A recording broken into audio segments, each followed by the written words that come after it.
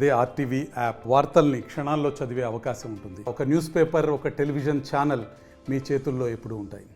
ఈరోజు రాష్ట్రంలో విద్యను నేర్పించే విద్యాబుద్ధులు నేర్పించాల్సినటువంటి ఉపాధ్యాయులు కావచ్చు, అదే ఎడ్యుకేషన్ క్వాలిఫికేషన్ లేనటువంటి వ్యక్తులను తీసుకొచ్చి గద్దెనెక్కించడం కారణంగా అనేక స్థలాల్లో అనేక ప్లేసుల్లో విద్యార్హత లేనటువంటి వ్యక్తులను గద్దెనెక్కించడం కారణంగా విద్యార్థులందరూ నష్టపోతున్నారు.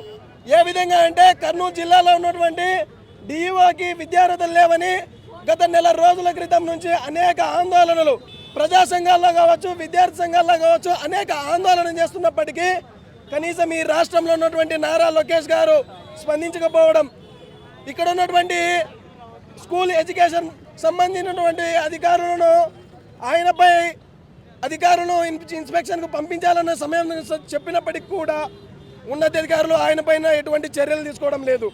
కనీసం ఆయన ఇన్స్పెక్షన్ చేయడానికి కూడా రాలేనటువంటి, ఆయన యొక్క సర్టిఫికేట్లు వెరిఫికేషన్ చేయలేనటువంటి పరిస్థితి ఏర్పడింది. ఈరోజు రాష్ట్రంలోనే విద్యా వ్యవస్థపై జిల్లాలో ఉన్నటువంటి 25 జిల్లాలలో అనేక స్థలాల్లో డిఓలపై ఇదే ఆరోపణలు ఉన్నాయి. అలా కర్నూలు డిఓ శ్యామల్ పాల్పై ఉన్నటువంటి ఆరోపణలను కూడా అనేక ప్రజా సంఘాలు, విద్యార్థి సంఘాలు ఆర్టీ యాక్ట్ల ద్వారా అనేక రూపాలలో వారి నుంచి సమాధానం అడిగినప్పటికీ నేను ఇవ్వలేనటువంటి ధోరణితో ఇక్కడ ఉన్నటువంటి డిఓ వ్యవహరిస్తున్నాడు. అయ్యా నారా లోకేష్ గారు, మేము ఒకటే మిమ్మల్ని విద్యార్థులుగా డిమాండ్ చేస్తున్నాం.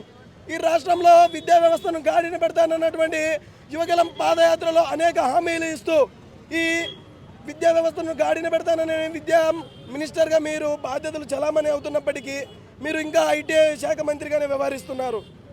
ఈరోజు అనేక మంది పేద బడుగు బలహీన వర్గాలకు సంబంధించినటువంటి నిరుపేద విద్యార్థులు అనేక ప్రభుత్వ పాఠశాలలో చదువుతుంటే వాళ్ళకి కనీసం పుస్తకాలు అందాయా లేదా కూడా పర్యవేక్షణ చేయలేనటువంటి అధికారిని ఈరోజు డిఓలుగా వ్యవహరించడం, వారికి కనీసం విద్యా అర్హత పైన అర్హత లేకపోవడం, విద్యార్థుల యొక్క సమస్యలు తెలియకపోవడం, అటువంటి వ్యక్తులను ఈరోజు డిఓలుగా మీరు నియమించుకొని మీరు సుపరిపాలన అందిస్తున్నాం అంటున్నారు.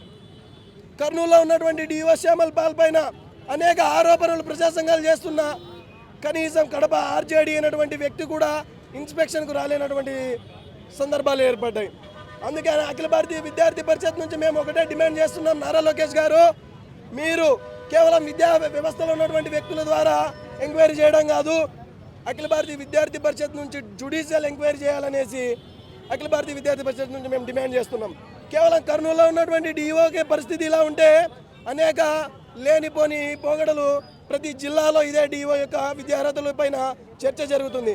కనీసం మీరు ఎక్కడ కానీ స్పందించలేనటువంటి సందర్భం ఏర్పడింది. కాబట్టి ఇకనైనా అఖిల భారతీయ విద్యార్థి పరిషత్ ఇలాంటి డిఓ విద్యార్హత లేనటువంటి డిఓల పైన వెంటనే చర్యలు తీసుకోవాలి. రానున్న రోజుల్లో కేవలం కర్నూలుకే కాదు రాష్ట్ర వ్యాప్తంగా ఈ డిఓలపై విద్యార్హతల పైన జ్యుడిషియల్ ఎంక్వైరీ వేసి వాళ్ళ యొక్క విద్యార్హతలను తెలియజేయాలనేసి ఏబీవీపీ డిమాండ్ చేస్తుంది. మరిన్ని వీడియోస్ కోసం ఛానల్ ని సబ్స్క్రైబ్ చేయండి, లేటెస్ట్ అప్డేట్స్ కోసం వాట్సాప్ ఛానల్ ని ఫాలో చేయండి అండ్ లింక్ డిస్క్రిప్షన్ లో ఉంది.